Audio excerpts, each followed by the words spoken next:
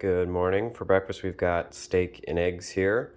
2 eggs, a little bit of mozzarella cheese with also some Fiesta blend cheese on top of the eggs there, coffee, and then just some vitamins here for breakfast.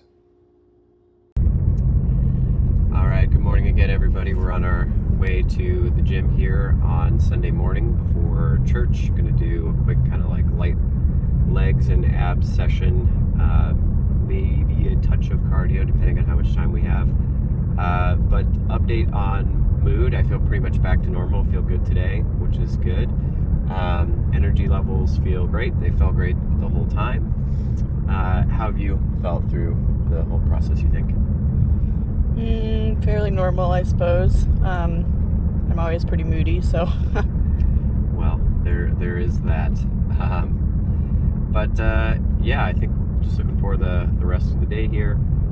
After this, going to be playing in the disc golf league this afternoon to get some, I guess, excitement in there, as well as more steps and stuff like that. So we will check in with you at the gym.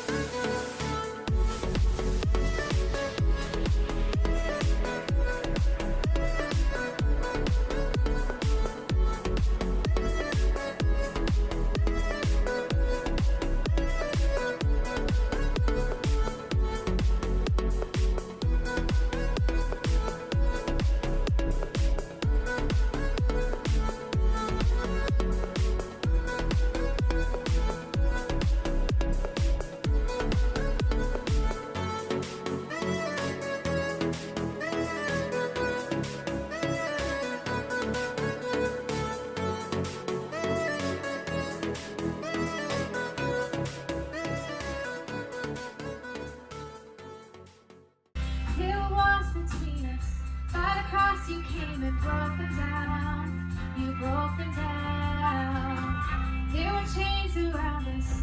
By your grace we are no longer bound. No longer bound. Okay, we've got lunch here.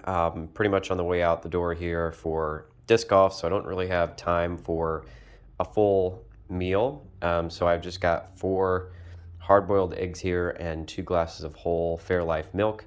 This is one I could see potentially pretty big disadvantage of the carnivore diet is it's high prep, and it really doesn't have a lot of foods that are like easy to grab on the go, or just kind of like eat in the car if you really need to.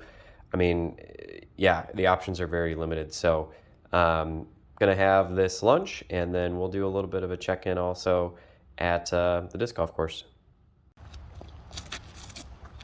Whoa. Oh, dang it. Man, you guys are...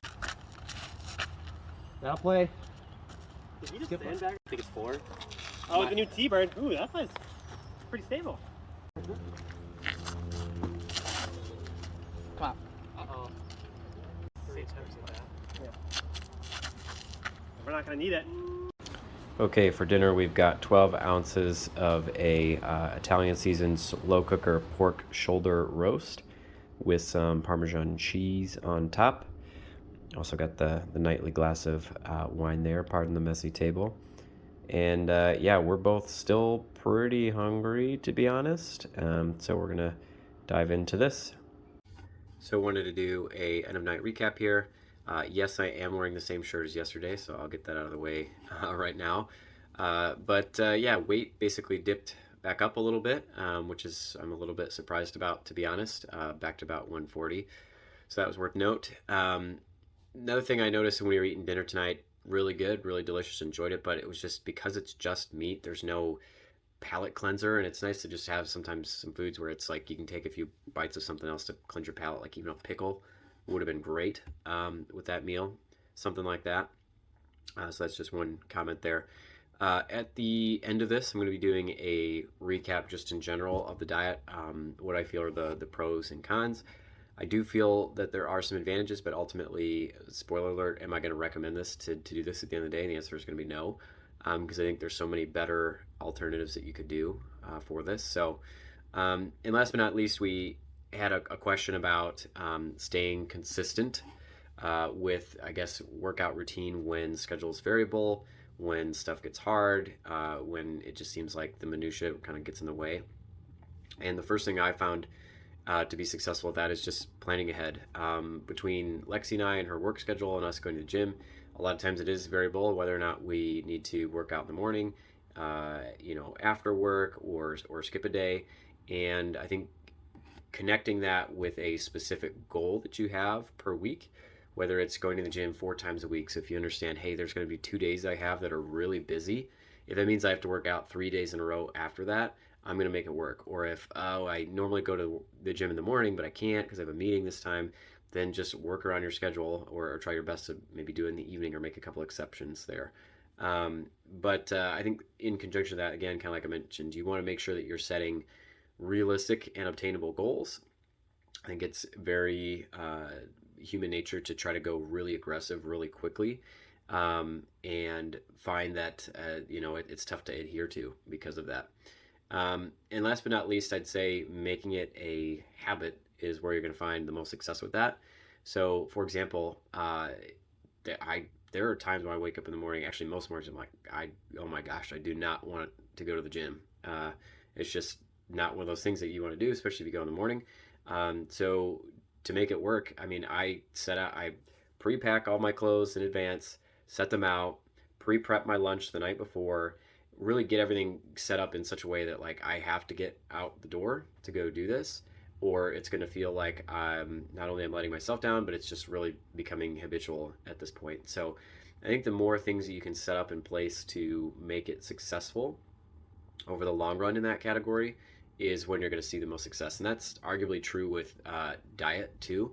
I think meal prepping is super huge. If you can sit down, plan out something that's going to be healthy and sustainable for the course of the week, and then have that food, you're much less likely to make those small decisions that are going to add up to be net detractors from your overall health later down the road. So tomorrow, back to work. Got to start the habit. Going to be going to the gym in the morning early with Lexi, and it's an upper body day. But looking forward to rounding out the diet. Got a few more days here to go. And on Friday, we're coming off, and we're going to do a refeed kind of cheat day where carbs are back on the menu. So looking forward to that. So we'll talk to you then.